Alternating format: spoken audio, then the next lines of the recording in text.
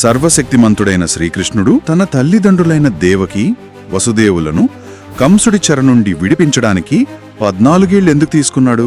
చిటికెన వేలితో గోవర్ధన పర్వతాన్ని ఎత్తినవాడు కదా, ఒక్క క్షణంలో వాళ్ళని విడిపించలేడా? కాని కథనం ప్రకారం దీని వెనక ఒక లోతైన కారణం ఉందట. నిజమే. కథనం ప్రకారం కృష్ణుడు మధురకి వచ్చి కంసుడిని సంహరించిన వెంటనే తన తల్లిదండ్రులను కలవడానికి కారాగారానికి వెళ్తాడు. ఆ సమయంలో తల్లి దేవకి ఆనందంతో పాటు అదే ప్రశ్నను కొడుకు ముందుంచుతుంది. నాయనా, నువ్వు పరమాత్ముడివి కదా, మమ్మల్ని రక్షించడానికి ఇన్ని సంవత్సరాలు పట్టిందా అని అడుగుతుంది. కృష్ణుడు దేవకితో చాలా స్పష్టంగా అంటాడు, అమ్మా, ఈ ఆలస్యానికి కారణం నేను కాదు, నీ గత జన్మ. కృష్ణుడు ఇలా వివరిస్తాడు, అమ్మా, నువ్వు గత జన్మలో కైకేయివి. 14 సంవత్సరాలు వనవాసానికి పంపావు. ఆ రోజు నేను తండ్రి మాట కోసం అడవులకు వెళ్లాను, కాని నా తల్లి కౌసల్య నా ప్రేమకు 14 ఏళ్లు దూరమైంది. ఆ చర్య యొక్క కర్మఫలమే.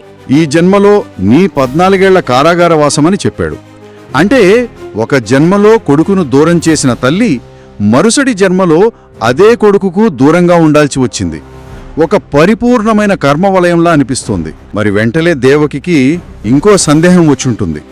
ఆ జన్మలో తన కొడుకు ప్రేమకు దూరమైన కౌసల్య ఈ జన్మలో ఎక్కడ ఉంది, ఆమె పరిస్థితి ఏంటి అని. ఖచ్చితంగా అదే అడిగింది. దానికి కృష్ణుడు చిరునవ్వుతో చెప్పిన సమాధానం, ఆ కౌసల్యే ఈ జన్మలో నన్ను పెంచిన తల్లి యశోద.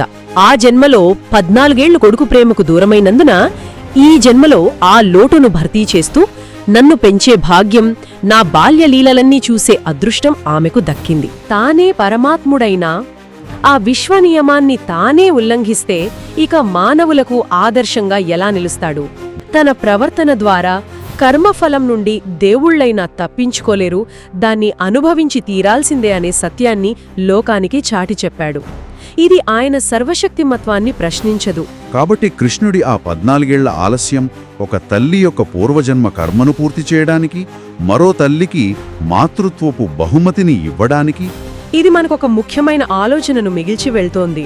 దైవాంశ సంభూతుల జీవిత కథలే ఇంత ఖచ్చితమైన కర్మ లెక్కలతో ముడిపడి ఉంటే, ఇక మనలాంటి సామాన్యుల రోజువారీ మాటలు, చేతలు, ఆలోచనలు మన భవిష్యత్తు కథను ఎంత బలంగా రాస్తాయో కదా, దానిపై మనం ఆలోచించుకోవాలి.